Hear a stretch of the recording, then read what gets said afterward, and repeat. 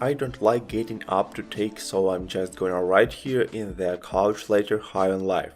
It's high on its own supply, it's rare to see a video game as self-assured as this with the development team Squanch, so confident in its vision that it's willing to blow past conventional wisdom and settle for astral strangeness.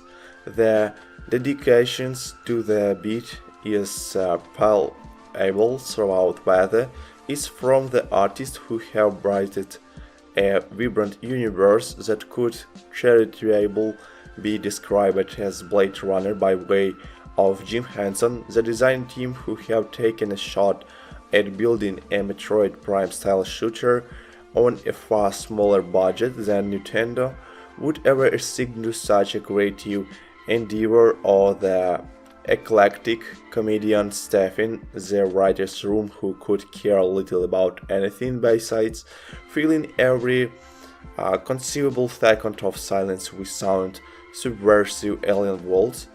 Teaming with distractions is the result. You can barely move without some auditive whine for your attention, and what's incredible is that it's only infrequently irritating Bill Rods run endless, enduring, entertaining advancements for strange in-universe products, and survives the HUD is bombarded by spam pop-ups and donation requests for local political campaigns.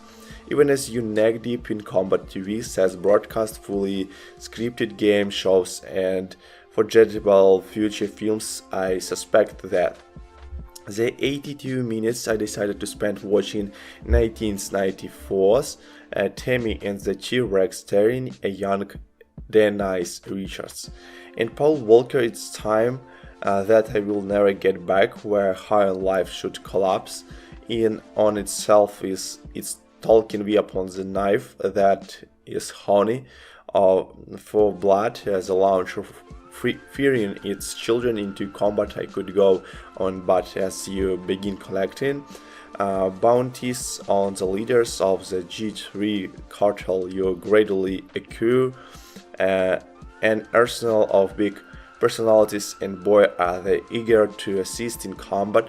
They are archetypal weapons, yes, but also starting steamer stand-ins for a silent protagonist. It's a compelling twist on the squad dynamic typically employed by action games, a little louder and more intrusive than the setup you may see in something like Gears of War or Mass Effect for sure, but High on Life makes the best of a bold creative decisions.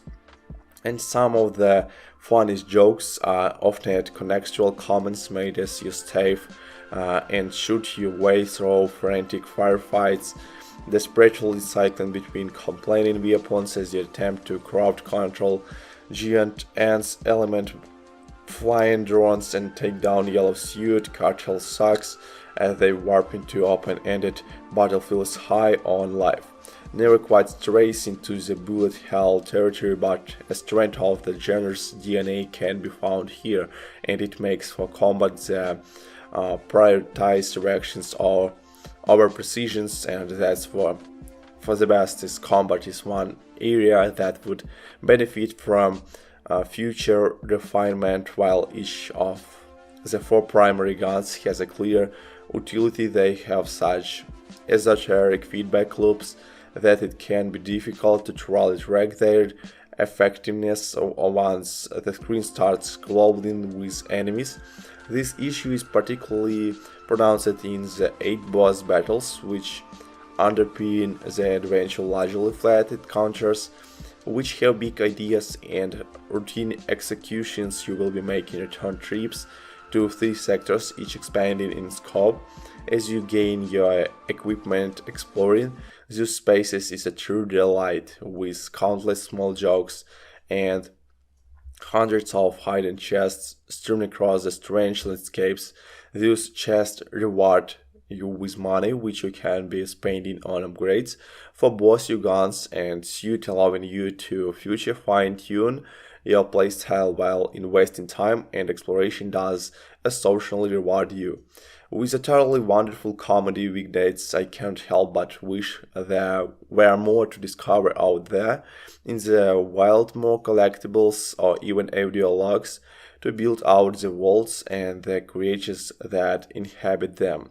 While the main narrative thrust is generally fun and full of surprises and smart subversions of genre tropes, the story does land flat on its face by the end while the story which tracks your sister and he attempt to date an alien and the sea story following gain and government officials fail to resolve in a satisfactory fashion.